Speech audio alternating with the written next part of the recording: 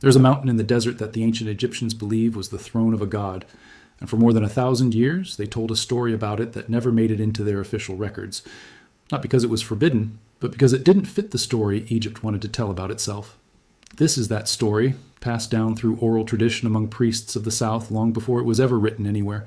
A legend, not a translated inscription, but one built on a history that is stranger and more real than most people realize. The mountain is called Jebel Barkal. It still stands today in modern Sudan, near the fourth cataract of the Nile, roughly 200 miles downstream from the ancient city of Napata. If you look at it from the right angle, especially in the low light of early morning, a pillar of rock at its western corner seems to rise up like a cobra with its hood flared. The uraeus, the symbol of kingship and divine protection that Egyptian pharaohs wore on their foreheads for 3,000 years. The Egyptians who first saw this mountain believed they were looking at nature itself, confirming that this was sacred ground, the southern seat of Amun, king of the gods.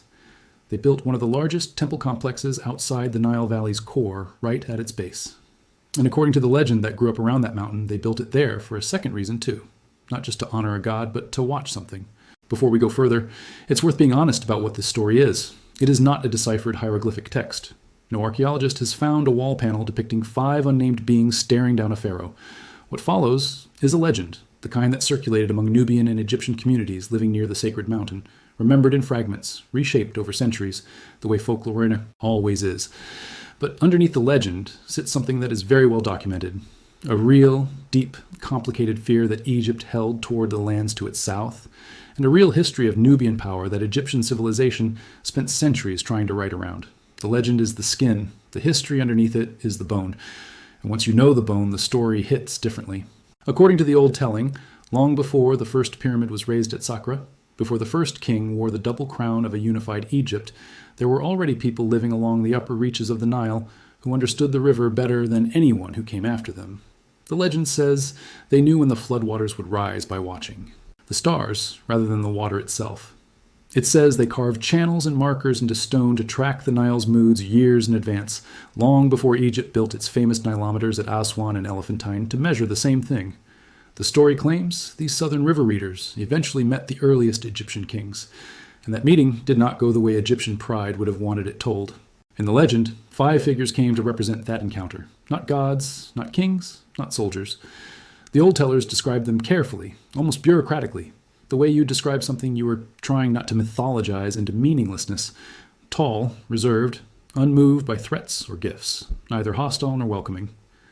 According to the story, when the earliest rulers of the unified Egyptian state sent envoys south to establish dominance the way they had over neighboring chiefdoms, those envoys came back changed, describing people who could not be bribed with gold, who could not be intimidated by soldiers, and who seemed to know exactly how much power Egypt actually had, which was less than Egypt liked to admit. There's a reason the legend chose the flood season as its backdrops, and it isn't decoration. For ancient Egypt, the Nile flood wasn't just weather. It was the entire economy. Every tax assessment, every grain reserve, every prediction of famine or abundance depended on how high the river rose each year. The Egyptians built nilometers, stone staircases, and marked shafts descending into the riverbank at sites like Elephantine and later at Rhoda near Cairo, specifically to measure that rise to the finger's width. Priests who controlled the reading of the nilometer controlled, in a very real sense, the fate of the kingdom, because their measurements determined how much grain the state could expect, and therefore how much it could tax, store, or distribute. A civilization that organized itself this tightly around the predictability of water would have found it deeply unsettling to encounter anyone who seemed to read the same river more accurately than they did, without instruments, without temples, without asking permission from any Egyptian god. That unsettled feeling, whether or not it ever attached itself to 5 specific figures, is not an invented emotion. It is a completely reasonable response for a civilization whose entire survival depended on a river it did not fully control and did not fully understand the source of. Egyptian expeditions did travel south, specifically searching for the Nile's origin, and for thousands of years they never found it, because the river's true sources lie in the Ethiopian highlands and the Great Lakes region of East Africa, thousands of miles beyond anywhere an ancient Egyptian expedition ever mapped. Not knowing where your most important river begins, while depending on it completely, is exactly the kind of gap a culture fills with story. This is where the legend and the real historical records start to rhyme, even if the legend itself isn't real archaeology. Egypt's actual relationship with Nubia, the region historians define roughly as stretching from the first Nile cataract at Aswan south through what is now Sudan, was never simple domination. It was closer to obsession. From the earliest dynasties, Egyptian kings sent military campaigns south, not once, but repeatedly, generation after generation, which is not typically what you do to a region you've already conquered and pacified. You do that to a region you can never fully secure. The evidence for that anxiety survives in an unusually revealing set of objects called execration texts. These are real, physically excavated, currently sitting in museum collections. They are inscriptions, written on pottery bowls and clay figurines, listing the names of foreign rulers, foreign peoples, and sometimes domestic enemies that Egyptian priests ritually cursed. The ritual itself involved smashing the object, symbolically, destroying the threat named on it. Nubian rulers and Nubian territories appear on these lists again and again across centuries, which tells modern historians something the triumphant temple carvings don't say outright. Egypt did not just fight Nubia and win. Egypt feared Nubia enough to perform magic against it repeatedly for hundreds of years. You don't ritually curse an enemy you've already beaten, you curse the one you're not sure you can beat. Then there's the physical architecture of the border itself, which tells the same story in stone. Starting in the Middle Kingdom around 4,000 years ago, Egyptian pharaohs built an extraordinary chain of fortresses along the Nile's second cataract, at sites now known as Buin, Semna, Kuma, Mergissa, and others. These weren't small garrisons. Semna and Kuma sit directly across the river from each other, clearly designed to control every boat and every person moving along that stretch of water. Mergissa had a system that some archaeologists believe was used to haul boats around an impassable rapid, meaning the Egyptians engineered infrastructure specifically to keep trade, and movement flowing, but flowing under strict watch. Inscriptions at Semna, carved under Pharaoh Senusret III, explicitly forbid Nubians from passing north of that point by boat or on foot, except for trade under supervision. That is not the language of a people who consider their southern neighbor beneath concern. That is the language of a border built by people who are worried. It's also worth knowing that the fortresses of the Second Cataract weren't Egypt's first encounter with a serious southern power. Centuries earlier, around 2500 BCE, a kingdom known today as Kerma had already risen further south along the Nile, in what is now northern Sudan, and it developed independently of Egypt, with its own distinct pottery traditions, its own massive mud brick temple structures called defufas that still stand today, and its own royal burial practices involving huge circular grave mounds surrounded by the remains of hundreds of sacrificed retainers, a scale of royal funerary ritual that rivaled anything happening in Egypt at the time. Kerma grew wealthy controlling trade routes that funneled gold, ebony, ivory, incense, and exotic animals north from deeper in Africa, and for a period during Egypt's second intermediate period when Egypt itself was politically fractured and weakened, Kerma was arguably the more powerful state on the Nile, strong enough that Egyptian rulers in the south had to treat it as a genuine rival rather than a subject territory. Egypt eventually conquered and absorbed Kerma during the New Kingdom, but the fact that a fully independent, wealthy, militarily capable kingdom had existed just upriver for nearly 1,000 years before that conquest undercuts the old assumption that Nubia was simply an empty frontier waiting for Egyptian civilization to arrive and organize it. The South had already organized itself. Egypt's fear of what lay beyond its border wasn't fear of emptiness. It was fear of a rival that had already proven once that it could out-organize and outlast Egyptian power during a period of Egyptian weakness. And the worry was, in a very real sense, justified, because the deepest irony of Egyptian and Nubian history is that the South did not stay in the position Egypt tried to assign it. Centuries after those fortresses were built, after Egypt's New Kingdom pharaohs pushed even deeper into Nubian territory and absorbed huge portions of it into their empire, the Kingdom of Kush, centered on that very same sacred mountain, Jebel Barkal, grew into something Egypt never anticipated. By around 750 BCE, a Kushite king named Paye did something no purely Nubian ruler had done before. He marched north not to raid, but to conquer, and he took Egypt. Paye and his successors became the pharaohs of Egypt's 25th dynasty, ruling from Napata, worshipping Amun at the temple built into the base of Jebel Barkal, and presenting themselves with full legitimacy as the true restorers of Egyptian religious tradition after a period they viewed as corrupted by weaker northern rulers. This detail matters enormously for understanding why a legend about mysterious, unconquerable beings from the south would take root at exactly that mountain. Jebel Barkal was not a random setting for a ghost story. It was, quite literally, the place where the south proved, in real recorded history, that it could rule the north. The Kushite pharaohs built their own pyramids near Jebel Barkal, smaller and steeper than the ones at Giza, and there are more royal pyramids in Sudan today than in all of Egypt combined, a fact most people never learn in school. They restored temples, supported traditional Egyptian religious practice, and ruled for roughly a century before Assyrian military pressure eventually pushed them back south. But Napata and Meroe, the later Kushite capital further south, remained powerful, wealthy, iron-working civilizations for centuries afterward, trading gold, ivory, ebony, and enslaved people along routes that connected the Mediterranean world to the interior of Africa. The Kushite pharaohs of the 25th dynasty are sometimes called the Black Pharaohs in popular writing, a label modern scholars debate for its simplicity, but the underlying fact isn't in dispute. Rulers like Paye, Shabaka, Shebitku, and Taharka governed an empire stretching from deep in Sudan to the borders of the Levant, and Taharka, in particular, left behind an extraordinary building record, funding construction and restoration at temples across Egypt, including Karnak, where he added a massive colonnade, while also expanding monumental building back home around Jebel Barkal and at the royal pyramid fields nearby. Assyrian military campaigns eventually forced the Kushite pharaohs out of Egypt by the middle of the 7th century BCE, but the kingdom of Kush itself did not collapse. It simply withdrew south, shifted its capital over time from Napata to Meroe, further down the Nile, and entered a new phase that lasted for centuries more. Meroitic Kush developed its own writing system, still only partially deciphered by modern scholars today, which is itself a remarkable fact worth sitting with. An African kingdom with hundreds of years of written history whose script linguists still cannot fully read. Meroe became a center of iron production, substantial enough that some archaeologists have nicknamed it the Birmingham of ancient Africa, and it maintained trade contact with Rome, with the kingdoms of the Red Sea, and with cultures far to the south and west. The kingdom endured for roughly 1,000 years total across its Napatan and Meroitic phases before finally declining, likely due to some combination of environmental strain, shifting trade routes, and the rise of the neighboring kingdom of Axum, sometime around the 4th century CE. So when the old legend says that Egypt sent envoys south, and they came back changed, and that gold could not buy the loyalty of the people they met, and that blades did not settle the matter the way blades usually did in Egyptian military records, it is easy to see why that story would have staying power among people living in the shadow of a mountain, where the exact opposite of Egyptian dominance had, at least once, actually happened. The legend's insistence that these southern figures could not be classified is also worth sitting with, because it mirrors a real and much more modern problem in the history of Egyptology itself. For much of the 19th and 20th centuries, European and American scholars studying ancient Egypt were deeply resistant to acknowledging Nubian civilization as a sophisticated, independent culture rather than a lesser copy of Egypt. Kushite pyramids were dismissed as derivative. Nubian art was treated as imitation.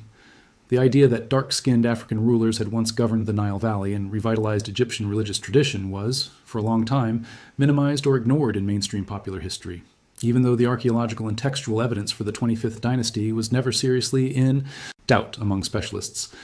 It's only in more recent decades that museum exhibitions, university programs, and popular documentaries have started giving the Kingdom of Kush anything close to the attention Egypt has always received. In that sense, the old folk memory of a South that Egypt could not fully explain or fully admit to fearing has a strange echo in the modern history of how that same South was written out of popular imagination for a very long time. Back to the legend itself, because it does have an ending, and the ending is the part that gives it its lasting eeriness. The story says that after generations of failed expeditions, after gold offers and armed incursions both came back empty, the priests at Jebel Barkal stopped trying to name the 5 figures at all. Instead, small offering. Tables were left near certain points along the river, not dedicated to any god in the official pantheon, marked only with a simple sign for water, and a sign the old tellers translated loosely as stillness. The idea, as the legend explains it, was not worship, it was appeasement, a quiet acknowledgement that something older than the kingdom had been there first, and the safest thing a kingdom obsessed with permanence could do was leave it alone. And then, according to the story, the figures were simply gone, not defeated, not converted into gods, not folded into the official religion the way Egypt absorbed so many local deities from the peoples it conquered elsewhere. Just gone, the way a river changes course and leaves an old channel dry, the water no longer arguing with the land, just somewhere else now. The legend closes with a line passed down through the oral tradition, something to the effect of, "Do not go looking for what chose to leave." It is less a threat than an instruction, the kind of wisdom communities pass down after learning, sometimes the hard way, that some questions cost more to answer than to leave alone. What makes the story worth telling, even knowing it isn't a literal translated record, is what it reveals about the real relationship between Egypt and the lands south of it. Egypt spent enormous energy trying to present itself as a self-contained miracle, a civilization that sprang from the Nile fully formed, superior to every neighbor, needing nothing from anyone. But the archaeological record tells a messier and more interesting story. Egypt's earliest political structures, its use of certain funerary practices, its trade in gold, ivory, incense, and exotic goods, all had deep and ongoing connections to Nubia and the regions further south. The line between where Egyptian civilization began and where Nubian civilization contributed to it has never been as clean as the temple. Inscriptions wanted people to believe. Modern archaeological work, particularly excavations at sites like Kustul in Nubia, has even raised serious academic questions about how far back cross-influence between Egyptian and Nubian symbols of kingship actually goes, questions that remain genuinely debated among specialists rather than settled.